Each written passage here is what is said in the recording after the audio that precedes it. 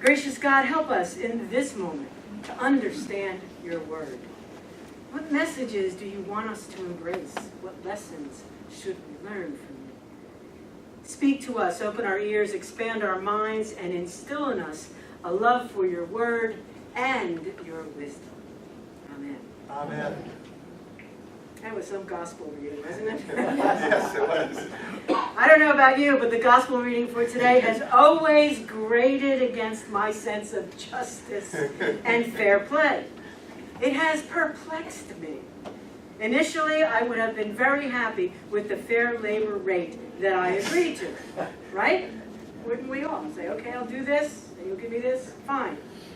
However, I know that if I was one of the early morning laborers who had to work a full day, perhaps a good 12 to 14 hours, in the hot sun, my bones aching and sweat pouring from my brow, I may have been a little miffed. I worked hard, and yet there were some folks who only worked an hour in the cool of the evening, and they received the same pay as I. It's just not fair. Today, we demand to have equal pay for equal work, don't we? Amen. We need to see that women who do the same job as men receive the same pay treatment. Never mind that black or brown women will even receive less than that. Equal pay for equal work. It seems only right. But this gospel tells us something different.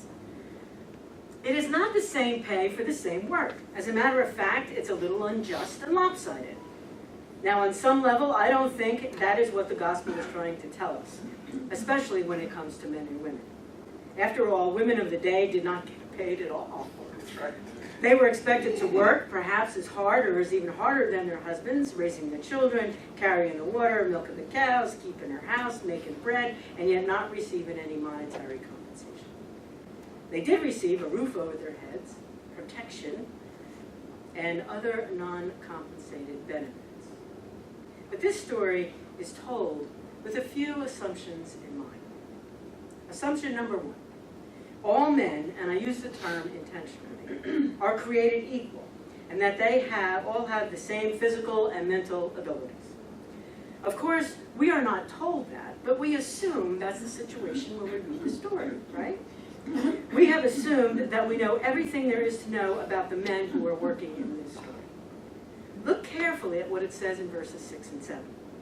And at about 5 o'clock he went out and found others standing around and said to them, "Why the heck are you idle and not working?" Well, it doesn't really say why the heck, so. And they said to him, "Because no one has hired us." He said to them, "You also go into the vineyard." Suppose that this last group of workers were standing around because they were disabled, or could not do the same level or intensity of work. Maybe they could not handle the demanding physical requirements in the hot, burning sun. If that were the case, would we feel differently towards this story? Would we perhaps see the landowner as giving an amazing act of kindness and generosity? You see, we all make assumptions. And when we do that, it blocks our ability to see the total picture and what's going on. It creates a barrier to understanding fully what's happening. Assumptions are particularly dangerous in the world we live in today. Police assume that someone has a weapon and an innocent person is shot. Democrats and Republicans assume they know the motivations of their peers, and all hopes of compromise is lost. And the one that really gets me is when we assume that someone else will step forward or step up and do the right thing while we sit on the sidelines and watch. Have you ever passed someone on the road, maybe they have been pulled over with a flat tire, and we assume that they have a cell phone and have already called for roadside assistance? Or we pass an accident and assume that someone, of course, has already called the police. How about in church?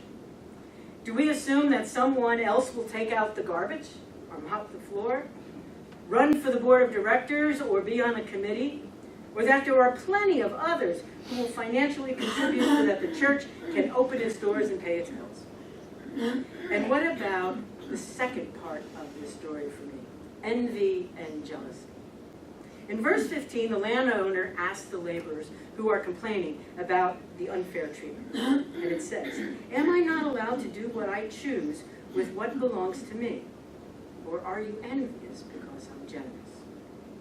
Honestly, how many of us secretly, or maybe not so secretly, wish we were rich? Okay, that we had lots of money or even enough money to pay our bills.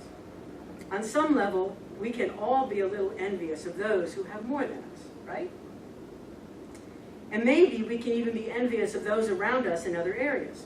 How about being jealous of our coworker who seems to get better reviews than us every single time and gets the sweet assignments? Or maybe we are even envious of someone else's house, car, toys, or even their partner. Heck, we can be jealous of just about anything, can't we? The laborers in this story were jealous of those who seemed to beat the system. And I suspect that they were jealous because they wished they were in their shoes. Perhaps they wanted to only work an hour and get a full day's pay. Actually, it sounds like a sweet deal.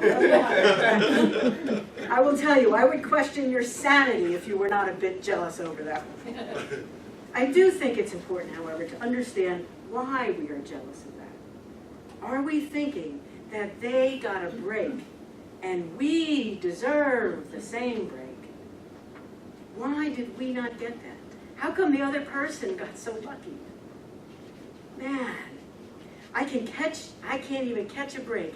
Everything is hard for me and the world and the cards are stacked against me. I deserve the same. It's easy to fall into that trap. Too easy, perhaps. Why can't I just be happy for them instead? This gospel story asked us to confront our jealousy and envy and to face it down. In your daily life, do you ever find that you wish you were the other person, wanting what someone else has, instead of being grateful for what you have right in front of you? I know I have found my way into that box. I'm laughing because all of a sudden it hit me what happened on vacation. Anybody you go to Ocean City, right? You know there's this ice cream place called Dumpsters? Right? Well, the people I were with always want to have ice cream at night. So we pull up, okay, and there's like nobody in line. Whoa.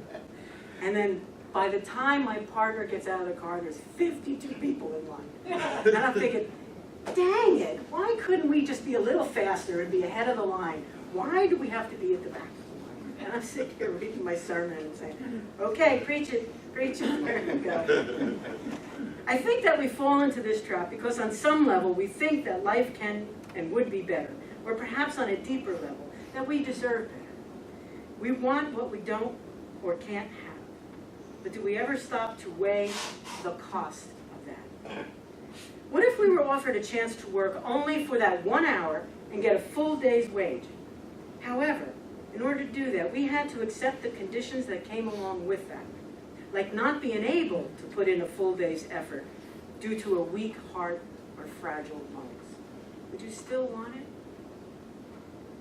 When we find ourselves in situations where we are envious of others, I think it is a good idea to stop and ask ourselves, why are we feeling that way? And also to ask what the other person has given up, maybe unknowingly. The new car that came with many hours of overtime. The $1,000 lottery winner who's getting a divorce because they actually have a gambling problem and their spouse is leaving them. What is the cost of our envy? There are many points offered in this story, and there is one more that I'd like to highlight. It's about generosity. Here's a question.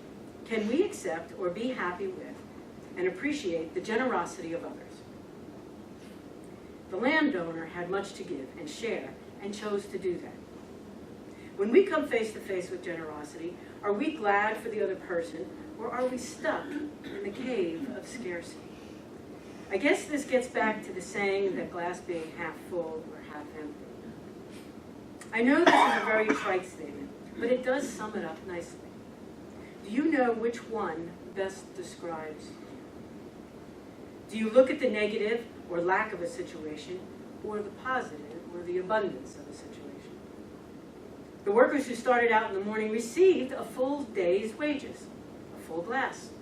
And yet by the end of the day, they viewed their situation as not being enough. In verse 10 it says, "Now when the first came, they thought they would receive more, but each of them also received the usual daily wage."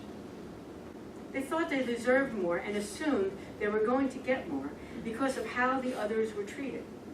They could not accept that they got exactly what they negotiated for.